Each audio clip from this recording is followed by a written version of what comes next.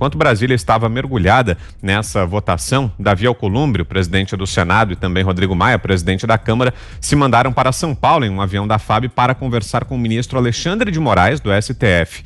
Na pauta do encontro, o plano dos dois de rasgarem a Constituição e os regimentos internos da Câmara e do Senado para continuarem no comando do Congresso por mais 2 anos. A revelação dessa informação foi feita pela CNN. Observadores da cena política de Brasília chamam a atenção para o artigo 145 do Código de Processo Civil, que trata da suspeição de juízes. Um dos implementos é quando o magistrado aconselha alguma das partes acerca do objeto da causa. Isso chama atenção porque o STF terá que julgar uma ação apresentada pelo PTB que questiona justamente a possibilidade de reeleição da dupla Maia e Alcolumbre. E aí, Fiuza?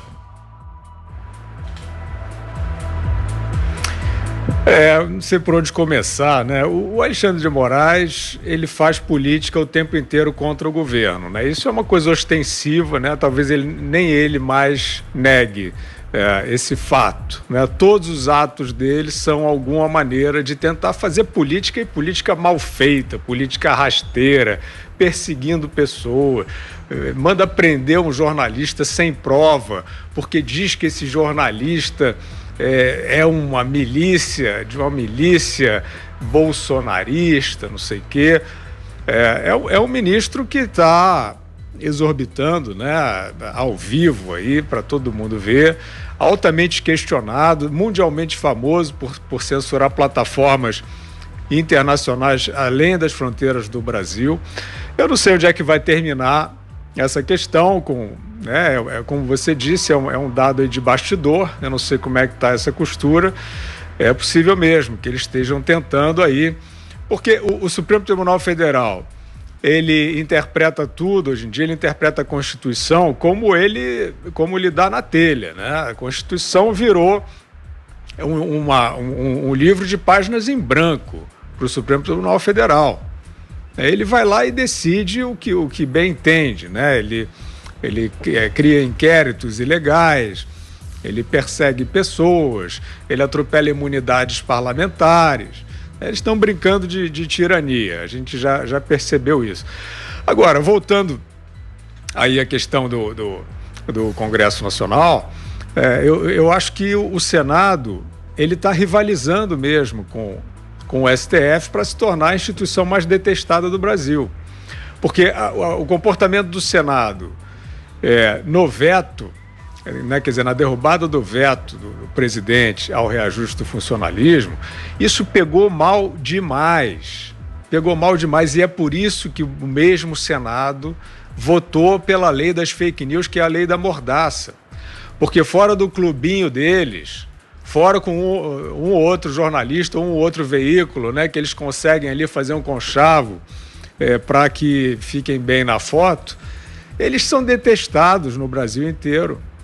E essa votação, eu sempre tenho dito isso, eu nunca fiz proselitismo com o povo, com a opinião pública, né? Em vários momentos aí do petismo no auge, eu me ressentia, né, da falta de discernimento da sociedade, da coletividade.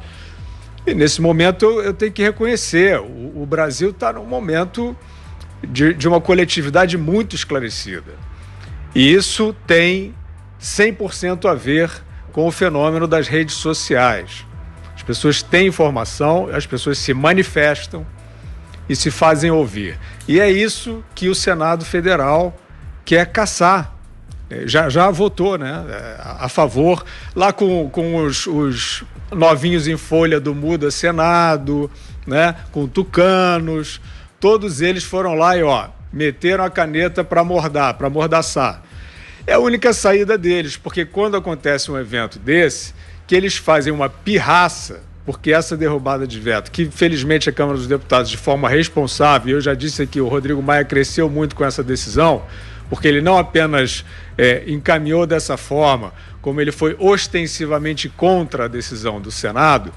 Eu acho que essa pirraça do Senado Federal foi entendida pelo Brasil inteiro. E esse é o drama desses caras, né? Eles estão convocando o Paulo Guedes, porque o que acontece, né, Vitor?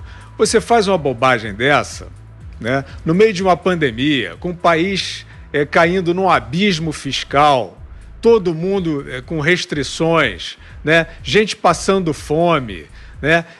A sociedade se cotizando para os auxílios emergenciais. Vão esses senadores fazer uma política rasteira para tentar agradar uma base de funcionalismo e principalmente para bancar, para sabotar o presidente, para tentar dizer que o problema é o presidente e tal. Fizeram uma pirraça, se deram muito mal, passaram vexame, o Brasil inteiro viu o que significou essa decisão irresponsável do Senado Federal em plena pandemia. O que eles fazem? Convocam o Paulo Guedes para explicar, para tentar, né, quer dizer que aquele batom veio da lavanderia.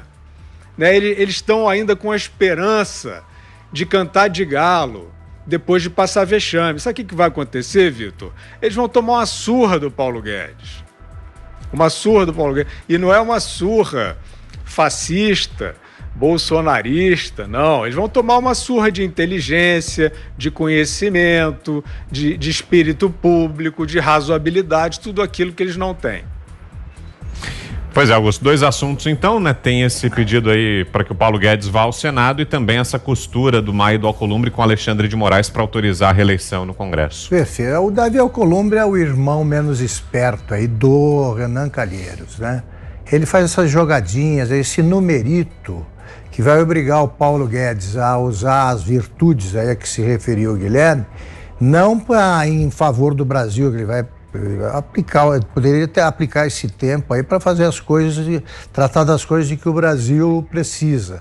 Não, mas ele vai ter que perder tempo lá no Senado e ele nem vai precisar explicar muita coisa não, viu, Guilherme? Eu acho que ele vai lá e diz, não, às vezes entenderam mal, respeito muito a instituição, e o Congresso se dá por satisfeito pela simples e boa razão de que quem deve explicações ao país é o Senado.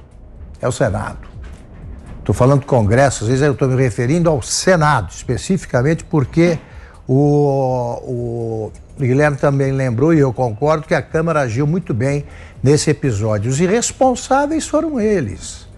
E poderiam ser chamados mesmo de oportunistas, irresponsáveis. Eu digo isso. Eu acho que eles são e agiram assim. Agora faz isso, perda de tempo, né? O ministro tem tanta coisa para fazer, vai lá dar explicações explicações que ele não deve, a quem deve explicações e não dá, a nação. Agora, essa demonstração aí de que as relações entre o Congresso e o Supremo Tribunal Federal são frequentemente incestuosas, né? Vem essa viagem aí em que eles vão tratar de coisas políticas e o Supremo não tem nada que se meter nesse negócio. Ele não deve, não pode. Se aplicasse a norma aí que proíbe, né, essas relações, repito, incestuosas, aí o Supremo não ia poder julgar mais nada, porque eles fazem isso o tempo todo. O tempo todo. Os jantares políticos, na casa de políticos do Gilmar Mendes, são uma indecência. Essas conversas que o Alexandre de Moraes vive tendo, mostra que ele ainda não sabe que está no Supremo e não trabalhando aqui como secretário de Segurança Pública e possível candidato à sucessão do então governador Alckmin. Acabou isso aí. Mas ele continua, porque ele é um mau político e um mau ministro. É isso mesmo, Zé, só para fechar em um minutinho, para a gente partir para o intervalo, tem essa consulta aí mesmo, os presidentes aí da Câmara e do Senado estão recorrendo ao Supremo aí para tentar se manter nos postos, é isso, Zé? Eles foram presenteados por um adversário, veja bem como é político, um adversário presenteando os presidentes da Câmara. Vitor, Augusto e Fiuza, eu me lembro do presidente da Constituinte, Ulisses Guimarães, falando ali da vontade do legislador, da vontade do Constituinte.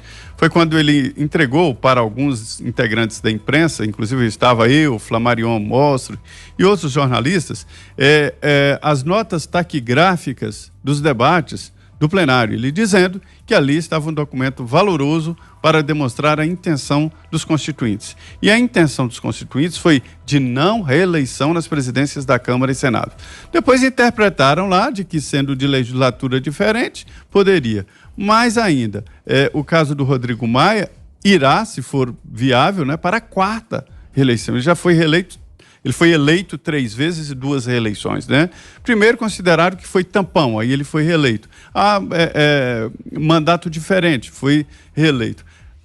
O presidente da Câmara já tinha jogado a toalha, não vou querer. O presidente do Senado, Davi Alcolumbre, ainda tentava. Roberto Jefferson, do PTB, foi ao Supremo dizer, olha, nós não podemos admitir a reeleição do presidente do Senado. Só que é o seguinte, se o plenário do Senado entender que se trata de um assunto interna corpore, ou seja, um assunto interno do Congresso, viabiliza a eleição dos dois. Quer dizer, os senadores, os ministros do Supremo nem precisam vetar. Só dizer, olha, eu não me meto nisso. Aí já viabiliza a eleição dos dois.